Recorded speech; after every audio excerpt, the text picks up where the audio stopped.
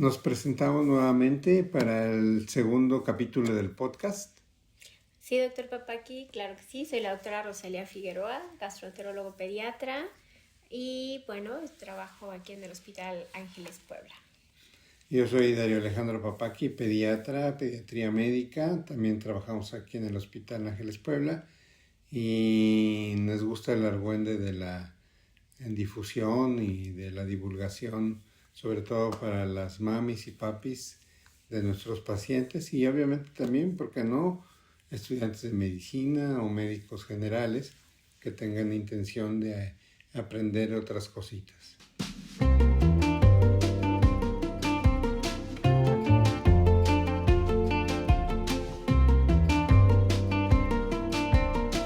Hoy vamos a platicar de la microbiota, del microbioma, de los bichitos que andan por ahí en el intestino, en la piel, en muchas partes de nosotros y qué funciones tienen. Entonces, por principio de cuentas, vamos a empezar con qué es microbiota y qué es microbioma. Bueno, pues sí, realmente son como conceptos básicos. Microbiota, pues son la cantidad de bacterias que tenemos en un área determinada, en este caso de nuestro cuerpo, ¿no? En general puede ser de cualquier ambiente, pero vamos a hablar de nuestro cuerpo en general. Entonces va a ser la cantidad de bacterias que podamos tener a nivel del tubo digestivo, a nivel de la piel. En la piel tenemos lleno de bacterias, a nivel de la mucosa vaginal, etcétera, ¿no? Tenemos la cavidad oral. Entonces realmente tenemos, la microbiota es la cantidad de bacterias que tenemos en todo nuestro organismo en este caso, ¿no? Y el microbioma, bueno, pues estamos hablando específicamente pues de los genes de estas bacterias, ¿no? O sea, realmente no tanto como tal cantidad de bacterias. Una cosa son cantidad de bacterias y otra cosa son los efectos y las consecuencias que tenemos con este tipo de bacterias que están en nuestro ambiente, bueno, en nuestro cuerpo. Me viene a la mente un libro, un muy buen libro que se los recomiendo, que se llama 10% Humanos. Es la historia de una científica que fue a un lugar inhóspito, la picó una garrapata y le traspasó un bicho, una bacteria, y con tanto antibiótico le destrozaron su microbioma y su microbiota. De ahí ella se puso a investigar e hizo un libro. Está novelado, está bien padre, se los recomiendo, se llama 10% Humanos. ¿Y por qué es 10% humanos? Porque el 10% de nuestro material genético es nuestro, es humano, pero el 90% del material genético que tenemos es de esas bacterias que viven en nosotros. Entonces es muy importante porque si tenemos un balance adecuado de esas bacterias, de esos bichos, tenemos salud porque intervienen. Ahorita vamos a ver rápidamente en qué tanto intervienen, pero también lo único malo es que también intervienen porque se comunican con nuestros genes y pueden encender o apagar genes que estaban dormidos y que pueden provocar enfermedades, pues no sé, inclusive linfomas, leucemias, cáncer, hipertensión, etcétera, etcétera, que vamos a ir desglosando a lo mejor tal vez en uno o en dos episodios más. Nos vamos a enfocar ahorita primero en dónde se adquiere, cómo se adquiere, y después vamos a ver qué tanto nos es útil. ¿Dónde se adquiere esta microbiota? ¿Dónde la adquirimos? La traemos desde que nacemos, tenemos un poco, el líquido amniótico es estéril. ¿De dónde viene? Bueno, realmente la adquisición de estas bacterias viene desde antes del nacimiento y se termina de consolidar con el nacimiento. Entonces, y bueno, y a través tenemos que entender que estas bacterias que viven con nosotros, esta microbiota, es dinámica, o sea, va a ir cambiando con nuestro desarrollo, nuestro crecimiento, nuestra dieta, que es muy importante, e incluso el ambiente, el lugar donde vivimos, afecta para desarrollar tanto bacterias buenas, que son benéficas, como bacterias que nos pueden producir enfermedad, como bien lo comentó. Entonces realmente la adquirimos desde la vía de nacimiento, ¿no? Si es nacimiento por parto, esa flora bacteriana vaginal es muy importante para el desarrollo de bacterias en el recién nacido, que es, en este caso son las bifidobacterias, ¿no? Estas bifidobacterias llegan a colonizar el intestino y para reproducirse y mantener un equilibrio y mantener un buen desarrollo a nivel intestinal, una buena maduración y crecimiento de las vellosidades e incluso de los enterocitos, que son las células del intestino, estas bacterias requieren del mejor alimento, que es la leche humana. Entonces, la leche humana favorece el crecimiento de estas bifidobacterias. Entonces, ya vimos que desde el nacimiento, la vía de nacimiento, el parto, la alimentación con la leche humana es la mejor colonización para poder tener un microbioma saludable y benéfico para ese niño, ese ser humano.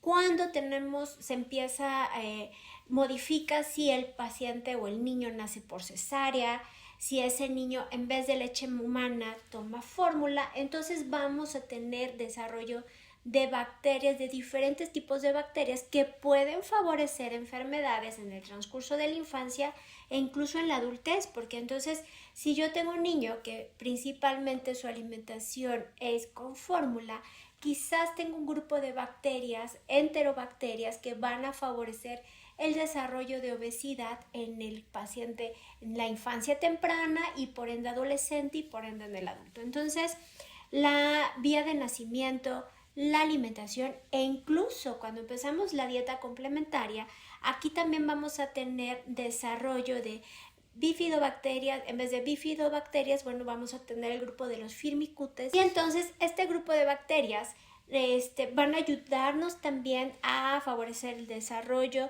tanto a nivel intestinal y todo el desarrollo neurológico que tenemos con los niños. Entonces, si yo mantengo una buena alimentación en esta alimentación complementaria, entonces también favorezco el desarrollo de bacterias benéficas para mi niño y que tenga una infancia lo más saludable posible.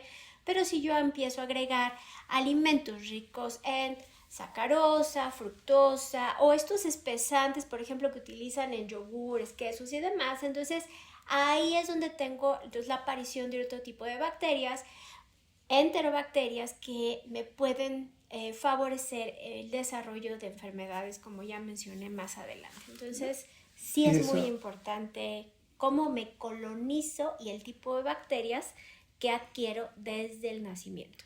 Eso es bien importante ahorita lo que mencionaste de los espesantes, de los yogurts y de todas esas cosas, que las mamás nos preguntan muchas veces en la consulta, ya les surge, no sé por qué les surge.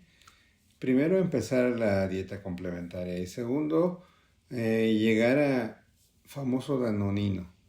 ¿Sí? Ya le quieren dar danonino, le quieren dar yogur, le quieren dar jugos, le quieren dar quién sé cuánta porquería, que por supuesto están supeditadas a que la mercadotecnia, los anuncios hicieron blanco en ellos, ¿no? Pero el danonino y otra cosa, el Yakult, el famoso Yakult, ¿no? Claro. Que sí, definitivamente sí tiene probióticos el Yakult, pero tiene azúcar hasta las orejas. Entonces claro. No es muy recomendable, sobre todo para bebés. Bueno, entonces, pero sí es muy importante, yo quiero recalcar mucho la parte del nacimiento por parto y la lactancia materna.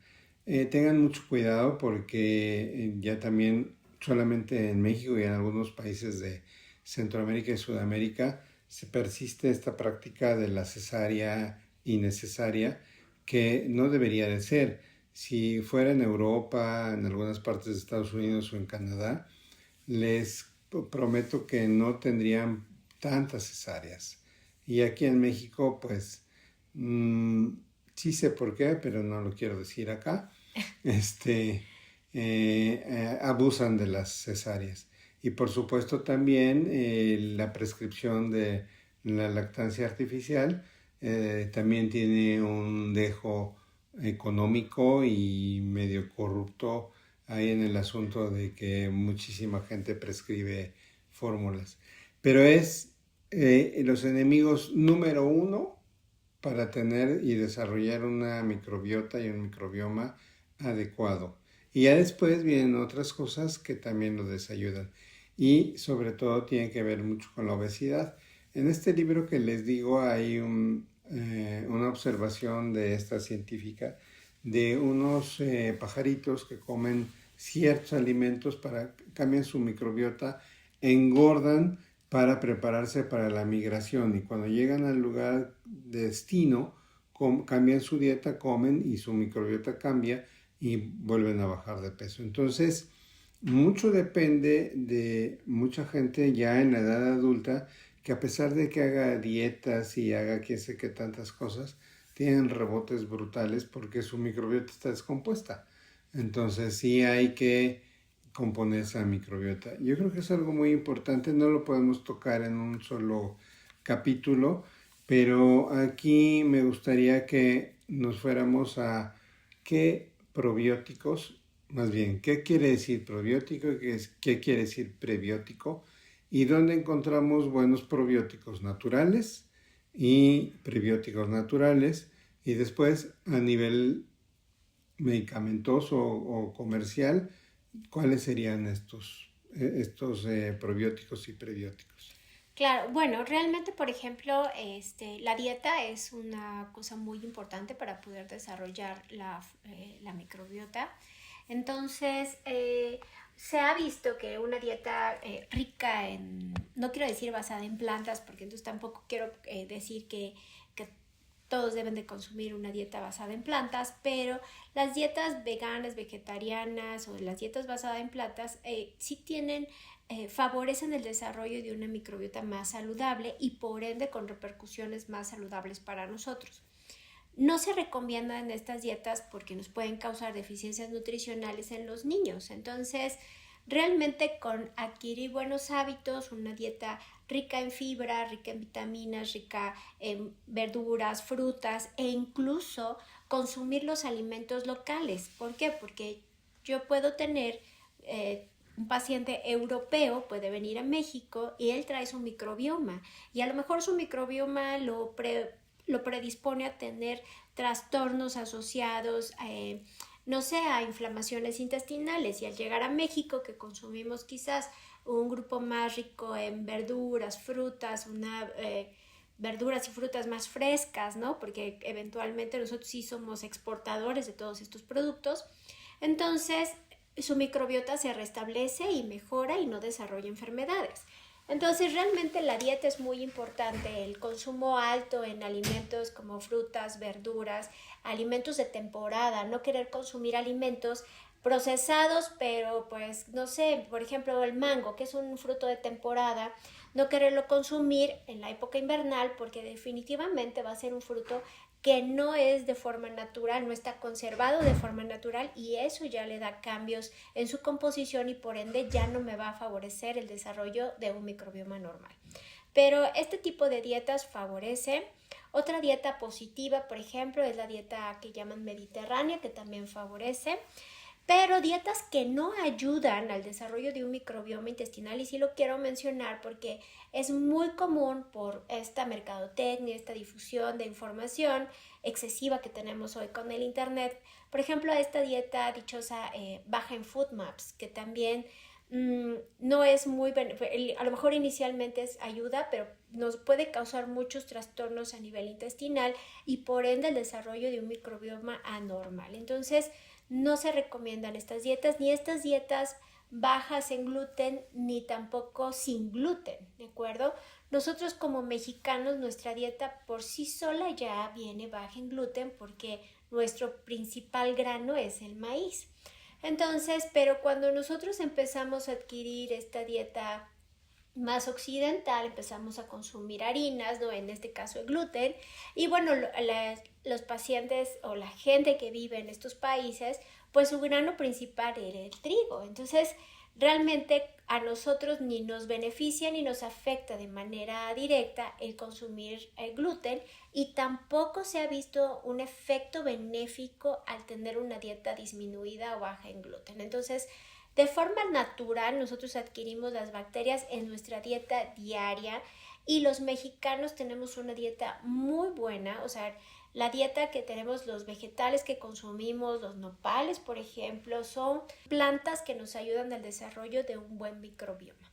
También una de las cuestiones importantes es que tenemos ya un incremento en la insistencia en la lactancia, en el apoyo a la lactancia. Entonces, estos son cambios que han sido benéficos para el desarrollo de buen microbiota en los niños.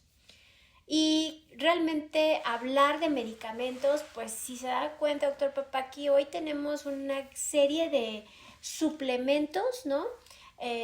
Ricos y llenos de probióticos que realmente no todos se ha visto que tienen un efecto sobre la salud. Entonces, por ejemplo, nosotros como especialistas, gastroenterólogos, pediatras, recomendamos un probiótico por un efecto benéfico sobre la salud, sobre una enfermedad, ¿no? Entonces hablamos de aquel paciente que llega por diarrea por antibióticos, enfermedades específicas como infecciones por bacterias específicas como Clostridium difficile, Helicobacter pylori, pero también tenemos otro grupo de personal de la salud, hablando de nutriólogos, no solo nutriólogos, sino todos los que se dedican a fomentar la salud y entonces agregan probióticos con la intención de suplementar un efecto aparentemente benéfico.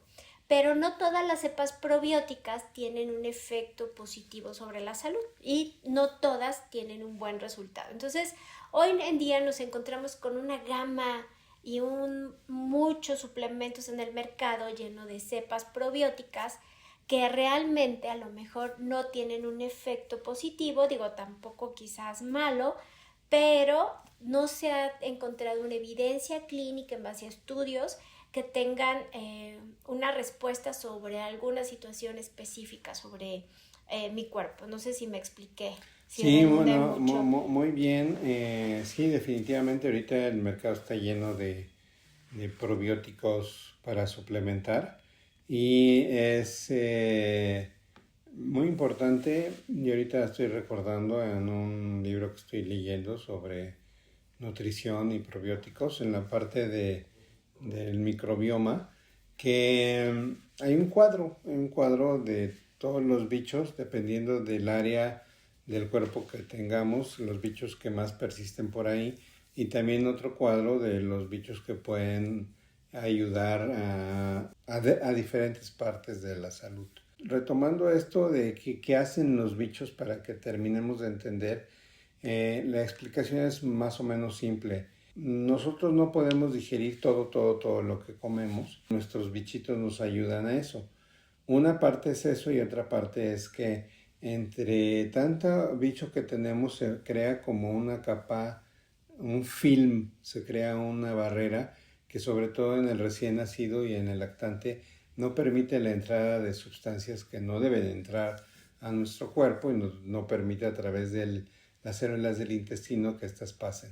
Aparte nos ayudan a digerir sustancias, pero al momento de digerir también nos ayudan a crear los precursores para ciertas sustancias. Precursores son lo que sí nuestro cuerpo va a necesitar para crear, por ejemplo, hormonas, para crear anticuerpos, para crear vitaminas, para crear muchas cosas, ¿no?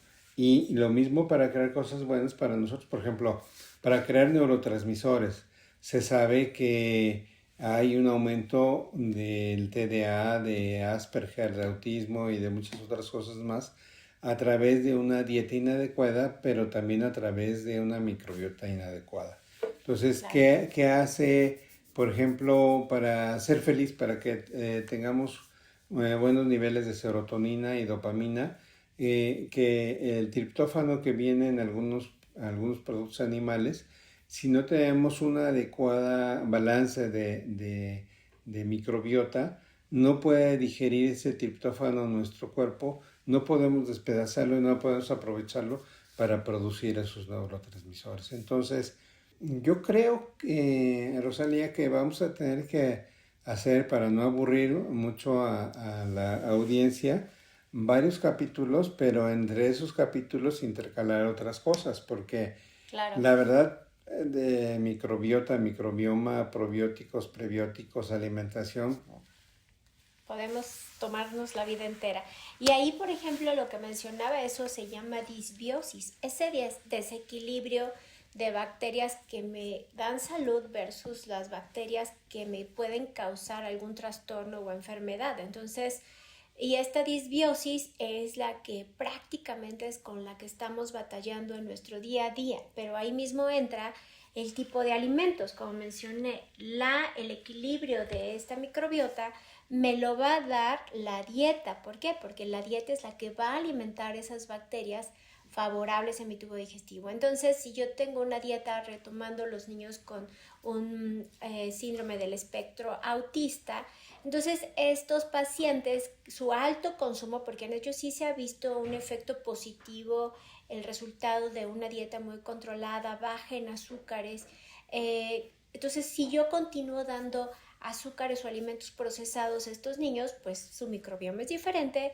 y su respuesta al tratamiento también es mucho más difícil y más complejo. Entonces, realmente hablar de nutrición, del microbioma, como bien lo dice, no es una cosa sencilla, es algo que toma mucho tiempo, hay mucha investigación y por ende, pues como podemos desglosar cada uno de los temas desde microbioma y enfermedades específicas del intestino, enfermedades específicas del sistema nervioso central, hablando de autismo, del neurodesarrollo, enfermedades de la piel, hoy enfermedades autoinmunes como psoriasis y todo ese tipo de trastornos de la piel también se ha asociado específicamente a cuestiones del microbioma. Entonces, pues sí, es un tema bastante complejo y muy amplio. Y de no tomar a la ligera, incluso aunque solo sean suplementos de libre venta, a lo mejor los tomo, pero puedo estar tomando